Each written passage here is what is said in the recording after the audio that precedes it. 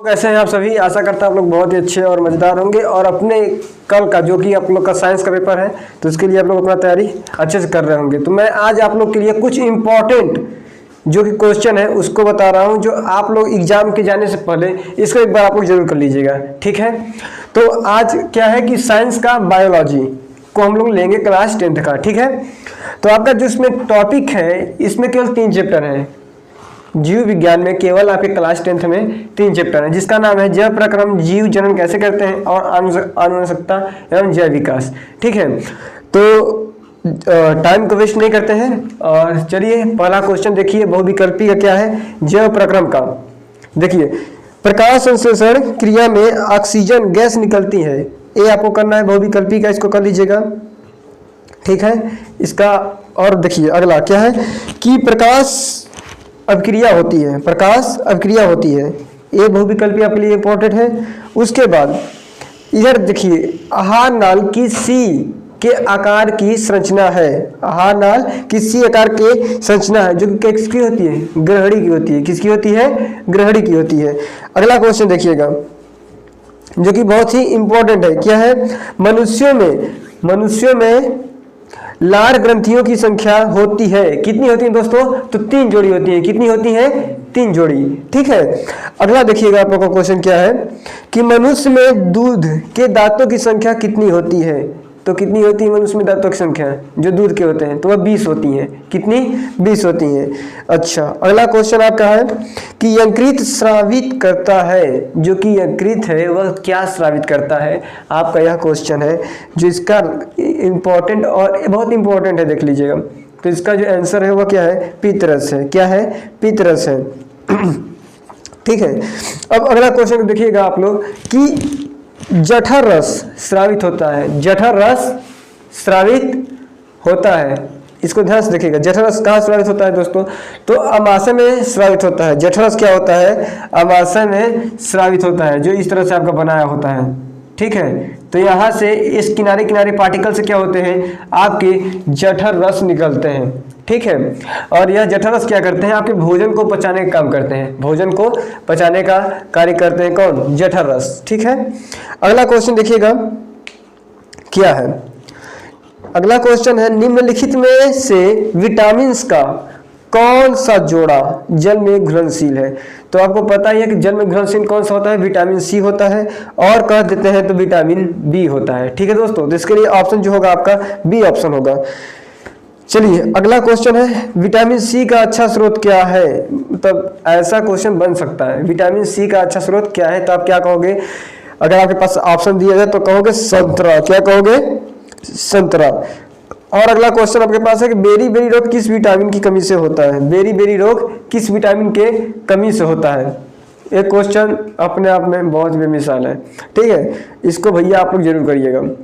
Berry berry रोग किस vitamin की कमी से होता है, तो आप लोग बोलोगे विटामिन B1 की कमी से, ठीक है, क्योंकि यहाँ पे B1 B2 B3 दिया है, ना कि ABCD, ठीक है। तो आप लोग को B1 मानना है। अब देखिएगा, हीमोग्लोबिन महत्वपूर्ण भूमिका निभाती है, हीमोग्लोबिन महत्वपूर्ण भूमिका जो निभाती है वो किसके लिए निभाती है दोस्तों, तो श्वसन के लिए निभाती है। किसके लिए, श्वसन के लिए। और हीमोग्लोबिन के ही तो कारण हमारे रक्त का जो रक्त है, हमारा जो खून है वह कैसा होता है, रेड कलर का होता है। किसका होता है, रेड कलर का। अब देखिएगा अगला क्वेश्चन जो कि बहुत इंपॉर्टेंट है कि ऊर्जा की मुद्रा है, ऊर्जा की मुद्रा है, या इसको बोलते हैं निम्न में कौन सा ऊर्जा का सिक्का या मुद्रा के रूप में जाना जाता है, तो इसका जो है ATP। क्या है, ATP, ATP है, ठीक है। अब देखिएगा अगला क्वेश्चन, ये तो आपके जितने भी हैं वो शॉर्ट में अभी है, कुछ क्वेश्चन कौन लेते हैं शॉर्ट में, जो कि क्या है अगला क्वेश्चन आपका, फेफड़ों से शुद्ध रक्त आता है, फेफड़ों से शुद्ध रक्त आता है, तो किसके द्वारा आता है, तो बाएं अलिंद के द्वारा, बाएं अलिंद में, ठीक है दोस्तों। अगला क्वेश्चन देखिएगा जो आपका है रुधिर के कितने समूह होते हैं, ठीक है। तो इसके कितने समूह होते हैं दोस्तों, 4 होते हैं। कितने होते हैं, 4 होते हैं समूह। अब बात को समझिएगा कि आपको पता है कि रक्त का लाल रंग, अभी हमने बताया कि रक्त का लाल रंग की उपस्थिति, वहाँ पे क्वेश्चन आपका दिया हुआ है कि रक्त का लाल रंग किस पदार्थ की उपस्थिति के कारण होता है। ठीक है दोस्तों, तो इसके लिए क्या है कि हीमोग्लोबिन होता है, लेकिन आप लोग यहाँ पे हिम लिखा रहेगा ऑप्शन में, तो आप हिम मारिएगा। ठीक है, हिम मारिएगा। अब अगला क्वेश्चन देखिए क्या है। पादप में जाइलम उत्तरदायी है। ठीक है, तो जल का वहन, जल का वहन। ठीक है दोस्तों, अब आपका एक इंपॉर्टेंट क्वेश्चन है क्या कि फ्लोएम द्वारा भोजन का स्नातन होता है, तो सुक्रोज के रूप में। किसके रूप में? सुक्रोज के रूप में। अगला क्वेश्चन, अमोनिया का यूरिया में परिवर्तन, अमोनिया का यूरिया में परिवर्तन करता है, कौन करता है? यंत्रित करता है। कौन करता है? यंत्रित करता है। तो इस तरह से आपका यह जैव प्रक्रम के बहुविकल्पी कंप्लीट हुए, जैव प्रक्रम के बहुविकल्पी कंप्लीट हुए। अब देखते हैं हम लोग, अच्छा 2 क्वेश्चन और ले लेते हैं इसमें से जो कि इंपॉर्टेंट है। क्या है? पित्तरस का स्राव, पित्तरस का स्राव होता है, तो कहाँ से होता है दोस्तों? यकृत से। पित्तरस का स्राव जो होता है वह होता है यकृत से। कहाँ से? यकृत से, यकृत से। अब बात को समझिएगा कि केवल जल में अगर कहा जाए घुलनशील है, केवल जल में घुलनशील है, तो आप लोग बोलोगे कि जल में केवल कौन सा घुलनशील है? तो विटामिन सी है। क्या है?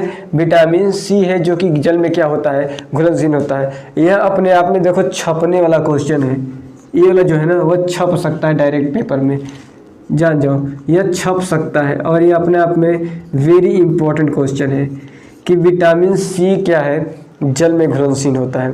ठीक है दोस्तों, अब आपको हम ले चलते हैं लॉन्ग क्वेश्चन पे, लघु उत्तरीय क्वेश्चन पे, जो कि 2-2 नंबर का बनता है। तो पहला क्वेश्चन आप लोग यहाँ पे देख सकते हैं, लॉन्ग में क्या है कि अवशोषण तथा स्वांगीकरण में क्या अंतर है। आप लोग के लिए मैं केवल टॉपिक बता रहा हूँ, उसका क्वेश्चन बता रहा हूँ, और आप लोग इसको बढ़िया से अपने क्वेश्चन बैंक से, अपने नोट्स से पढ़ सकते हैं। ठीक है, टाइम बहुत कम है आज की, और रात भर का टाइम है आप लोग के पास, उसको अच्छे से कर लीजिएगा और ज़्यादा टेंशन लेने की जरूरत नहीं है। तो क्या है कि अवशोषण तथा स्वांगीकरण में क्या अंतर है, इसको करिएगा। और अगला क्वेश्चन है कि प्रोटीन क्या है, इनका निर्माण किन किन अवयवों के भाग लेने से होता है, ये आपका दूसरा क्वेश्चन है। अगला क्वेश्चन देखिए, अगला क्वेश्चन क्या है? परासरण किसे कहते हैं, परासरण किसे कहते हैं, ये भी बहुत इंपॉर्टेंट भैया। ठीक है, और एक है कि धमनी तथा सीरा, धमनी तथा सीरा में अंतर बताइए, या परिभाषा आपका पूछ सकता है। धमनी तथा सीरा की परिभाषा या अंतर आपसे पूछ सकता है। ठीक है भाई साहब, अब समझिएगा कि और आपका सर इंपॉर्टेंट क्या क्या है उसे भी बताते चलिए।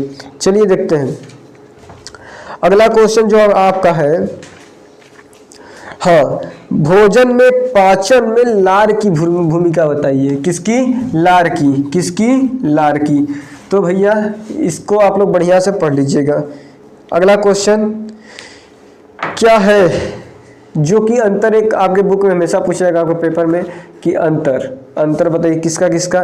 तो श्वासोच्छ्वास तथा श्वसन का, इन दोनों में अंतर पूछ देगा, तो इसको कर लीजिएगा। और श्वसन तथा दहन में अंतर, इसे कर लीजिएगा। 2 क्वेश्चन है जिसमें से फंसने का चांस बना है। ठीक है भाई साहब, चलिए अगले क्वेश्चन पे चलते हैं। तो अगला क्वेश्चन क्या है? हीमोग्लोबिन पर संक्षिप्त टिप्पणी लिखिए। हीमोग्लोबिन पर संक्षिप्त टिप्पणी लिखिए। हीमोग्लोबिन भैया रक्त का लाल करता है, तो उसी को हीमोग्लोबिन के बारे में बताना है। आप लोग आराम से कर सकते हैं। अच्छा, उसके नीचे क्या है कि रुधिर और लसिका में अंतर स्पष्ट कीजिए। ठीक है, रुधिर और लसिका में अंतर स्पष्ट कीजिए। आप लोग के सामने क्वेश्चन दिख रहा है। एक और ले लेते हैं, धमनी और सीरा, जो कि हमने पीछे आप लोग को बताया। धमनी और सीरा में अंतर स्पष्ट कीजिए। तो इस तरह से आपका इतना क्वेश्चन हो गया। अब अगला चलिए और क्वेश्चन पे बात करते हैं हम। अब देखो अगला क्वेश्चन क्या है कि पोषण क्या है, पोषण की आवश्यकताओं, जो कि आवश्यकता है क्यों पड़ती है। ठीक है, पोषण क्या है, पोषण की आवश्यकता क्यों पड़ती है, ऐसा क्वेश्चन आपके पेपर में भाई साहब फंसने और छपने वाला है। ठीक है, इसको आप जरूर कर लीजिएगा। ठीक है दोस्तों, अच्छा उसके बाद मैं आप लोग को एक चीज लिख दे रहा हूँ भैया, ये आएगा ही आएगा, प्रकाश संश्लेषण। क्या आएगा सर? प्रकाश संश्लेषण आएगा। प्रकाश संश्लेषण, संश्लेषण एकदम देखो छप रहा है, क्या कर रहा है, छप रहा है क्वेश्चन। इस तरह से मैं बता दे रहा हूँ कि प्रकाश संश्लेषण तो भाई सब करके जाना, ठीक है, ठीक है दोस्तों। अब चलिएगा, प्रकाश संश्लेषण करने के बाद आपको करना क्या है, देखो क्योंकि ये तो बहुत अपने आप में इंपॉर्टेंट भाई, आएगा ही आएगा, इसको आप लोग मान जाओ कि आना ही आना है। और इतने में श्योर के साथ और दावे के साथ गा रहा हूँ, अगर नहीं आता है तो आप एक चैनल में कमेंट वगैरह कर सकते हैं, कुछ उल्टा पुल्टा, कोई दिक्कत हमें नहीं है, लेकिन आना तय है इसका, ठीक है, कॉन्फिडेंस से बोल रहे हैं भाई साहब। चलिए अगला क्वेश्चन देखिएगा, क्या है, मनुष्य के हृदय की आंतरिक संरचना एवं क्रिया विधि का सचित्र वर्णन कीजिए, सचित्र वर्णन कीजिए। इसको आप लोग कर लीजिएगा। देखो कॉन्फिडेंस से बोलने का यही रीजन है कि मैं खुद तो आप किया हूँ, इसीलिए कॉन्फिडेंस से बोल पा रहा हूँ, समझ में आ रहा है, यही रीजन है। तो अगला क्वेश्चन देखिएगा क्या है, अगला क्वेश्चन ये है कि वाष्पोत्सर्जन से आप क्या समझते हैं, वाष्पोत्सर्जन से आप क्या समझते हैं, इसका क्या महत्व है, इसको कर लीजिएगा आप, ठीक है। और इस तरह से एक अंतिम क्वेश्चन जो बचता है इस चैप्टर का, जो प्रक्रम का अंतिम चैप्टर क्या है दोस्तों, तो रंध्र का नामांकित, रंध्र का नामांकित चित्र बनाइए तथा द्वार कोशिकाओं का वर्णन कीजिए, ठीक है। रंध्र का दोस्तों पाया जाता है तो आपका पौधों में पाया जाता है, क्या है कि कोई पत्ती, भैया पत्ती में पाया जाता है रंध्र, क्या जाता है पत्ती में, पत्तियाँ बढ़िया से बना देते हैं, देखो इस तरह से पत्ती में पाया जाता है, ठीक है, पत्ती में पाया जाता है क्या, रंध्र, क्या रंध्र, ठीक है। चलिए अगला क्वेश्चन आप लोग देखिएगा, आप लोग का इस तरह से जैव प्रक्रम का जितना भी इम्पोर्टेंट क्वेश्चन था मैंने उसे पढ़ा दिया, मतलब बता दिए। अब आपका बचता है केवल 2 चैप्टर, दूसरा जीव जन्म कैसे करते हैं और आनुवंशिकता एवं जैव विकास का, ठीक है, इस पे बात करते हैं हम। तो इसके लिए जो इम्पोर्टेंट है वह है पहला क्वेश्चन कि पुष्प में, देखिएगा क्वेश्चन यहाँ पे है कि पुष्प में कितने भाग होते हैं, पुष्प में कितने भाग होते हैं। तो आप लोग को मैं बता दूं कि पुष्प में कुल कितने भाग होते हैं, तो कुल भैया 4 भाग होते हैं, ये आपको नोट करना है, कितने होते हैं, 4 होते हैं, ठीक है दोस्तों। और पराग कोश में होते कितने हैं, तो पराग कोश में होते हैं, क्या होते हैं, तो आप लोग 4 ऑप्शन तो देख ही रहे हैं, तो पराग कोश में परागकण होते हैं, ठीक है। अब चलिए फटाफट देख लेते हैं, तो निम्न में कौन मानव में मादा जनन तंत्र का भाग नहीं है, यह क्वेश्चन बनने लायक है, ठीक है। तो इसके लिए कौन है, शुक्रवाहिका, क्या है आंसर, शुक्रवाहिका। चलिएगा अगला क्वेश्चन देखते हैं कि एक इम्पोर्टेंट है, एक इम्पोर्टेंट क्या है, मुकुलन, क्या है, मुकुलन पाया जाता है, मुकुलन पाया जाता है, तो हाइड्रा में पाया जाता है, कहाँ पाया जाता है, हाइड्रा में, ठीक है। चलिए अगला क्वेश्चन देखते हैं, डीएनए पाया जाता है, डीएनए कहाँ पाया जाता है दोस्तों, डीएनए कहाँ पाया जाता है, डीएनए, डीएनए कहाँ पाया जाता है, डीएनए दोस्तों पाया जाता है केंद्रक में, कहाँ पाया जाता है, केंद्रक में, कहाँ पाया जाता है, केंद्रक में, ठीक है, केंद्रक में। अब अगला क्वेश्चन के पुष्प के नर भाग को क्या कहते हैं, पुष्प के नर भाग को क्या कहते हैं, तो पुमंग कहते हैं, क्या कहते हैं, पुमंग कहते हैं दोस्तों, ध्यान दीजिएगा। अब चलते हैं हम लोग देखते हैं जो वेरी इंपॉर्टेंट है, जो फंसने वाला है उस पर बात करते हैं। मैंने प्रकाश संश्लेषण को हाईलाइट किया था, मैंने प्रकाश संश्लेषण को हाईलाइट किया था कि भैया वो फंसने वाला है। अब देखो मैं एक और हाईलाइट कर रहा हूँ, अब समझिएगा, जो हमारे नज़र में इम्पोर्टेंट है उससे दिखा देते हैं आप लोग, जो कि फंसने वाला है। तो फंसने वाला क्या है, परिवार नियोजन, परिवार नियोजन, परिवार नियोजन का आप लोग बहुत ही अच्छे से पढ़ लीजिएगा, परिवार नियोजन को आप लोग बहुत ही अच्छे से क्या करिएगा, पढ़ लीजिएगा। ये आपका टॉपिक 1 है, ये टॉपिक 2 है जो कि वेरी इंपॉर्टेंट है और प्रकाश संश्लेषण हो चुका है। चलिए अगला देखते हैं क्वेश्चन आप लोग के सामने, ध्यान समझते रहिएगा, ठीक है दोस्तों। और कहाँ है भाई साहब, निकलो, चलिए देखते हैं। अच्छा इसमें से इतना खत्म, वेरी गुड। परिवार नियोजन मतलब अपने आप में वेरी इंपॉर्टेंट है, उसको कर लीजिए। चैप्टर नंबर 2 भी कंप्लीट। चैप्टर नंबर 3 की बात करते हैं, आनुवंशिकता एवं जैव विकास, आनुवंशिकता एवं जैव विकास पे बात करते हैं हम लोग। अब देखिएगा इसमें क्या है, पहला क्वेश्चन आप लोग देख रहे हैं कि मानव में गुणसूत्रों की संख्या है, मानव में गुणसूत्रों की संख्या है तो आपको बता दें भैया कितनी होती है, 46 होती है। कितनी होती है? 46। क्या? गुणसूत्र, 46 गुणसूत्र। ठीक है, तो एक क्वेश्चन आपका एकदम बढ़िया है, बिंदास, उसको कर लीजिएगा। मनुष्य के शुक्राणु में ऑटोसोम्स की संख्या कितनी होती है? तो 44 बोलिएगा। अगर देखिएगा, अगर गुणसूत्र की बात बोलेगा, क्या बोलेगा? गुणसूत्र की, तो आप लोग क्या बोलोगे? 46। अगर वही बोल देगा कि ऑटोसोम्स की संख्या कितनी है, तो आप बोलोगे क्या? 44। क्या बोलोगे? 44। कोई दिक्कत नहीं है। अगला देखिएगा, पुष्प में लिंग गुणसूत्र होता है, तो आप क्या कहोगे? पुष्प में पुरुष में लिंग गुणसूत्र कितने होते हैं भैया? एक्स और वाई होते हैं। क्या होते हैं? एक्स और वाई होते हैं। ठीक है, एक्स और वाई होता है। ठीक है, अगला क्वेश्चन है कि मेंडल के अनुसार मटर के बौने पौधे का जीन प्रारूप होता है। मटर बौने का क्या होता है? तो समझो यहाँ पे, अगर कोई मटर बौने के लिए बात करें तो बौने के लिए अगर कहा जाए तो टी होता है। क्या? दोनों स्मॉल टी होते हैं, दोनों स्मॉल टी होते हैं बौने के लिए, ध्यान दीजिएगा। और अगर लंबा रहेगा तो टी, कैपिटल टी। ठीक है, कैपिटल टी। अगर कोई लंबा पौधा है तो एक देखो बौना हो गया, और यहाँ पे अगर लंबा की बात करें हम, तो लंबा अगर रहेगा तो क्या होगा? कैपिटल टी और कैपिटल टी, दोनों के लिए कैपिटल टी रहेगा। ठीक है, तो इसको आप लोग घबराइएगा मत। अगला क्वेश्चन जो कि सबसे भी इम्पोर्टेंट है, वेरी वेरी इंपॉर्टेंट है, डीएनए तथा आरएनए में अंतर। इसको ले लो, डीएनए तथा आरएनए में अंतर। डीएनए तथा आरएनए में अंतर, फंस गया, आ रहा है, वेरी इंपॉर्टेंट है, वेरी इंपॉर्टेंट।